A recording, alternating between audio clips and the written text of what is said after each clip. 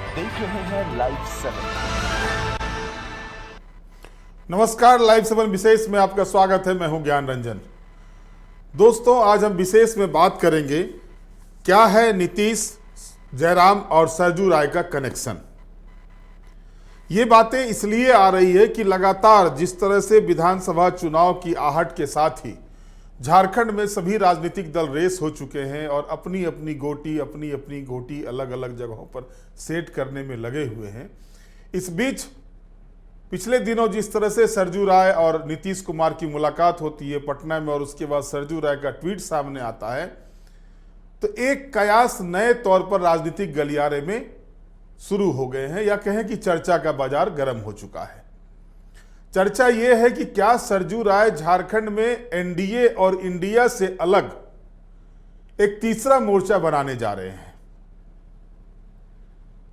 क्या जयराम महतो, जो सबसे बड़ा सवाल आ रहा है, जयराम महतो जिसने लोकसभा चुनाव में सीट भले ही नहीं जीती हो लोकसभा की, लेकिन कई विधानसभा क्षेत्रों में उसके परफॉर्मेंस ने सभी राजनीतिक दलों के कान खड़े कर दिए हैं। ऐसी स्थिति में अब जयराम का रुख क्या होगा? क्या नीतीश कुमार, सरजू राय मिलकर और उसमें साथ में जयराम को लेकर एक तीसरा मोर्चा बनाने जा रहे हैं? आखिर क्या है इसके पीछे, इस राजनीतिक चर्चा के पीछे का गणित क्या है, इस पर हम चर्चा करेंगे। साथ ही साथ आपको बताएंगे कि इस मुद्दे पर जयराम महतो क्या कहते हैं। बहरहाल हम शुरू करते हैं। जो स्थिति बनी हुई थी, आपने देखा कि पिछले दिनों चर्चा के दौरान मैंने बताया भी था कि झारखंड में जदयू की स्थिति शून्य बटे सन्नाटे की है। और ये सिर्फ एक चुनाव से नहीं है, पिछले 2 चुनाव से जदयू का झारखंड में खाता तक नहीं खुला है, ना तो 2014 के विधानसभा चुनाव में और ना ही 2019 के विधानसभा चुनाव में। जाहिर तौर पर जदयू भी चाहेगा कि उसका राजनीतिक वजूद पुनर्वापसी करे झारखंड में, क्योंकि कमजोर नहीं था राजनीतिक वजूद जदयू का। अलग राज्य बनने के समय अगर आप देखेंगे तो 8 विधायक थे, उसमें समता पार्टी और जदयू अलग अलग थी, लेकिन बाद में दोनों उसी टेन्योर में 2000 से 2005 के टेन्योर में ही मर्ज हो गया था, जदयू हो गए थे और उस समय 8 विधायक थे। आलम यह था कि उनकी ही तूती चलती थी बाबूलाल मरांडी की सरकार में, सरकार भी बदल दिए गए थे, बाबूलाल मरांडी की सरकार भी गिरा दी गई थी। लेकिन कालांतर में धीरे धीरे करके वो सीटें घटने लगी। कई दिग्गज नेता थे, अगर आप देखेंगे तो कोयरी कुर्मी का समीकरण अच्छा खासा समीकरण था। लालचंद महतो, जलेश्वर महतो, मधु सिंह सरीखे बड़े नेता थे जदयू के पास। रमेश सिंह मुंडा, ट्राइबल में अगर आप देखें, रमेश सिंह मुंडा, इंदर सिंह नामधारी, बैजनाथ राम, बच्चा सिंह, रामचंद्र केसरी, ये जदयू के नेता थे और अपने अपने क्षेत्र के कद्दावर नेता। और इसके बाद जैसे जैसे दूसरा चुनाव होता है, 2005 का चुनाव होता है, तो 6 सीटों पर सिमट जाता है जदयू। और फिर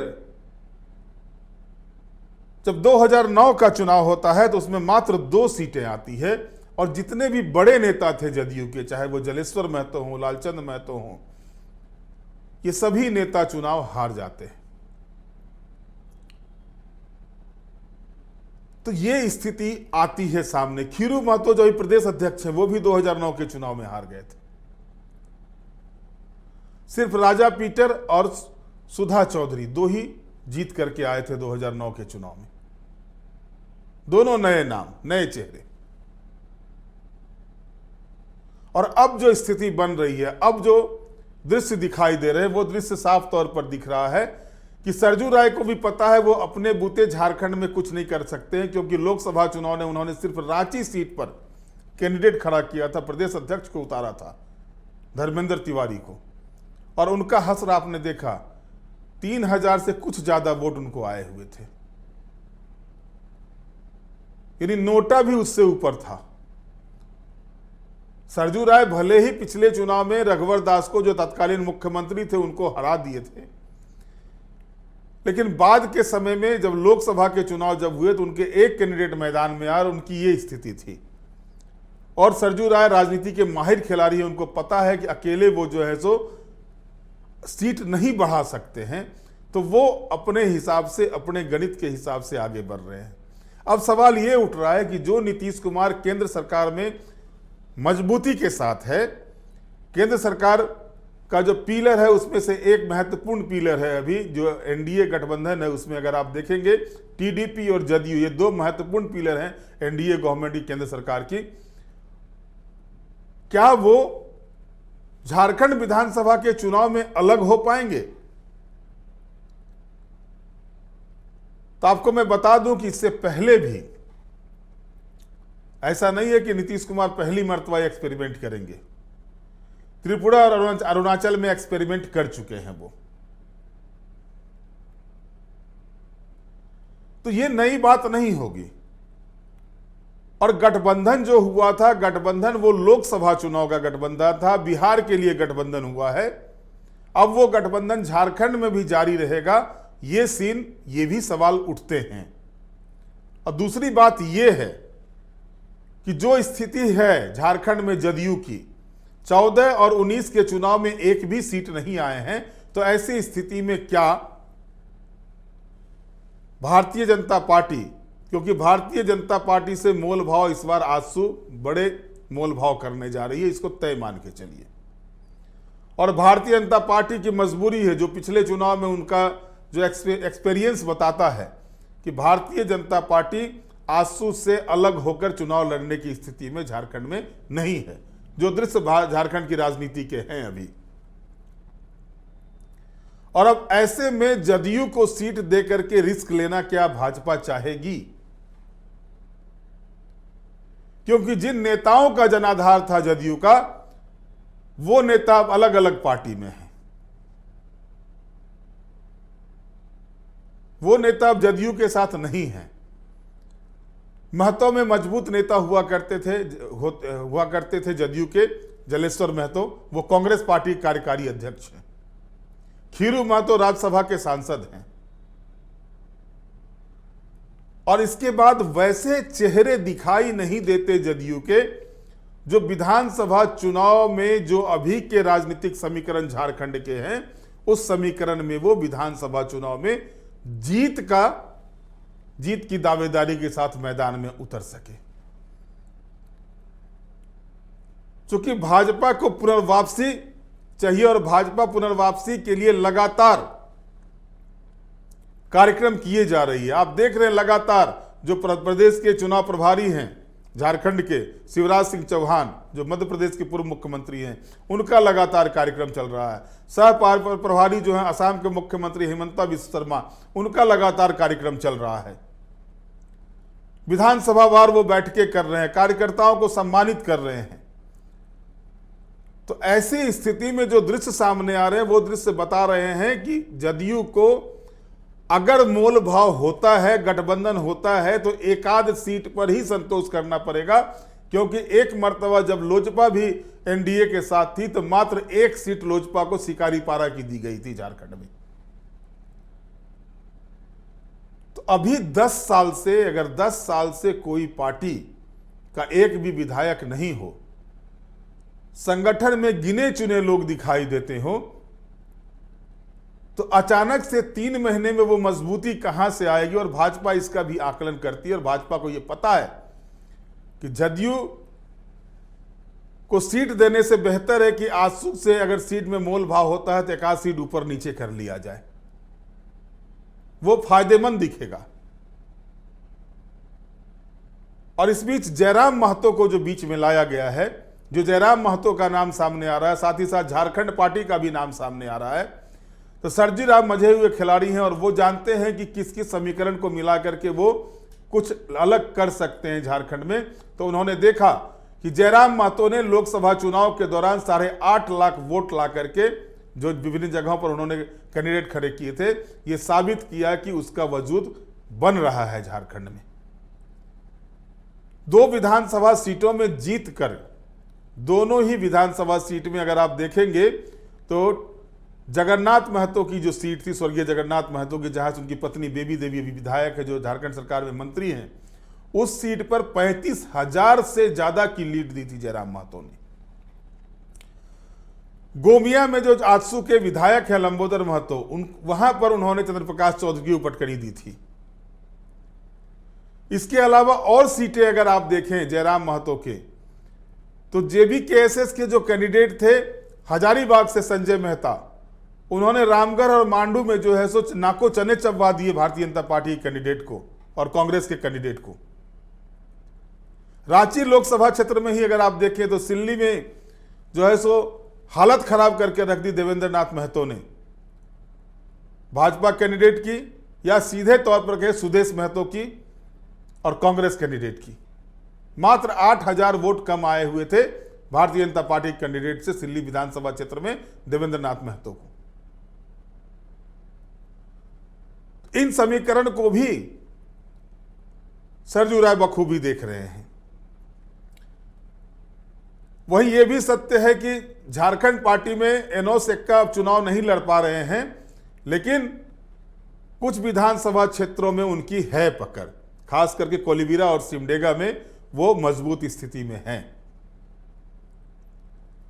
और झारखंड पार्टी का झारखंड के इतिहास में बहुत ऊंचा स्थान रहा था। एक जमाने में झारखंड पार्टी किसी से कम नहीं हुआ करती थी।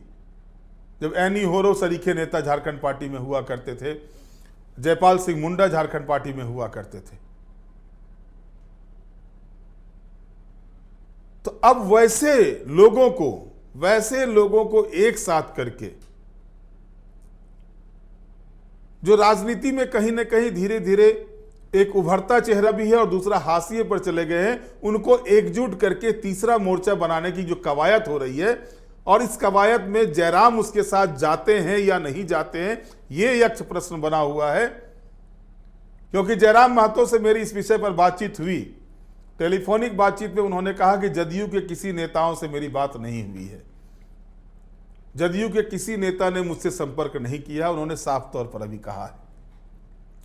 लेकिन जयराम के लिए चुनौती यह भी है कि आज का चुनाव फंडिंग, उसमें पैसे की अहमियत हो गई है। चंदा लेकर चुनाव जीतना हर किसी के बूते की बात नहीं है। ठीक है, जयराम महतो चंदा के भरोसे जो है वो 2 विधानसभा सीटों पर लीड कर गए पिछले लोकसभा चुनाव में, जो 2024 के लोकसभा चुनाव हुए। लेकिन अगर आप ये सोच के चले जयराम महतो कि वो चंदा के भरोसे जो है सो वो चुनाव में अपने कैंडिडेट सभी जगह जो 55 सीटों पर कैंडिडेट देने की बात वो कर रहे हैं, उन सीटों पर वो अपना वर्चस्व दिखा पाएंगे या वजूद स्थापित कर पाएंगे, ये कठिन है। और ऐसी स्थिति में जयराम को भी एक ऐसी बैसाखी चाहिए जिस बैसाखी में उसको फायदा भी दिखे, क्योंकि जयराम जिन जिन सीटों को देख रहा है उन सीटों पर जदयू कॉन्टेस्ट करने, एक आध सीट छोड़ दें, जदयू वहां पर डिमांड नहीं कर सकता है। सरजू राय की स्थिति होगी, जो अब यह भी मालूम चल रहा है, जो सरजू राय का जैसा बयान आया है, संभव है कि वो जदयू में मर्ज भी कर जाए उनकी पार्टी जो है भाजपा। इस तरह के सीन दिखाई दे रहे हैं, इस तरह के दृश्य सामने आ रहे हैं। और यह भी तय मान के चलिए कि अगर यह तीसरा मोर्चा बनता है तो दोनों ही गठबंधन, जो सत्ताधारी इंडिया गठबंधन है और विपक्ष की जो एनडीए है, दोनों के लिए अगर यह गठबंधन पुख्ता तौर पर बन जाता है तो दोनों के लिए थोड़ी तो मुश्किलें होंगी ही। और खास करके अगर आप देखेंगे तो भाजपा को इसमें कहीं ना कहीं ज्यादा नुकसान दिखाई देगा। और अगर इस सहारे, इस हिसाब से अगर भाजपा चाहेगी कि वो जदयू को ना छोड़े तो वो अलग बात है। आपने देखा कि जयराम महतो ने वहीं पर अटैक किया है जहां पर सुदेश महतो का वर्चस्व वाला सीट है, चाहे वो सिल्ली हो, चाहे वो गोमिया हो, चाहे वो डुमरी हो। ये महतो बहुल क्षेत्र है, वहां पर सुदेश महतो, रामगढ़ में, मांडू में जो महतो बहुल क्षेत्र है, वहां पर उनका परफॉर्मेंस काफी अच्छा रहा है। जदयू की भी रणनीति उन्हीं कोयरी कुर्मी वोट को लेकर के ही है। तो आप देखेंगे कि हजारीबाग लोकसभा क्षेत्र में कोयरी वोटरों की संख्या और कोडरमा लोकसभा क्षेत्र में कोयरी वोटरों की संख्या अच्छी खासी है। पलामू में भी कोयरी वोटरों की संख्या है। तो इन समीकरणों को मिला करके जो बातें चल रही है, जो चर्चाएं चल रही है राजनीतिक हलके में, जो बातें आ रही है तीसरे मोर्चे की, अब ये अमली जामा पहन पाता है या नहीं, ये भविष्य के गर्त में है। लेकिन जो जानकारी राजनीतिक गलियारे में जो पिछले 2-3 दिनों से ये चर्चा चल रहा है तीसरे मोर्चे का, तो अगर ये कवायद होती है और अगर सही मायने में टाइगर जयराम, नीतीश कुमार की पार्टी जदयू और सरजू राय और साथ में झापा मिलकर चुनाव लड़ती है, तो इसमें जो ट्राइबल सीटों पर जो इंडिया गठबंधन को लोकसभा चुनाव में अच्छी बढ़त मिली हुई है, वहां पर यह झापा के शामिल होने से ट्राइबल जो सीट्स हैं वहां पर इंडिया गठबंधन को कुछ नुकसान हो सकता है। जयराम महतो के आने से महतो बहुल क्षेत्रों में जो है सो परफॉर्मेंस अच्छा हो सकता है। कुछ शहरी क्षेत्रों में, शहरी इलाके में जो है सो सरजू राय के आने से कुछ शहरी इलाके में जो है सो फायदा मिल सकता है। लेकिन ये अगर कहेंगे कि ये बहुत बड़ी बाजी उलट देंगे झारखंड की राजनीति में, तो ऐसा भी दृश्य दिखाई नहीं दे रहा है। बहरहाल अब देखना यह है कि क्या बनती है स्थिति। क्या टाइगर जयराम जदयू के जो गठबंधन अगर होते हैं उस गठबंधन में शामिल होने पर हामी भरते हैं? क्या झारखंड पार्टी इस तीसरे मोर्चे में शामिल होने को तैयार होती है? और जो बातें आ रही है कि वाम मोर्चा से ही बात करने की बातें हो रही है, अगर वो भी बातें होती है क्या वो शामिल होते हैं? क्योंकि लोकसभा चुनाव में वाम मोर्चा माले को अगर छोड़ दें तो भारतीय कम्युनिस्ट पार्टी जो है सो खुद अपने बूते चुनाव लड़ी थी झारखंड में। तो इस स्थिति में अगर ये 3-4-5 दलों का समीकरण बैठता है तो एक तीसरा मोर्चा झारखंड विधानसभा चुनाव में दिखाई दे सकता है। बहरहाल आज के विशेष में इतना ही। हमारे साथ जुड़े रहे, हमें लाइक करें, सब्सक्राइब करें। बहुत बहुत धन्यवाद। नमस्कार।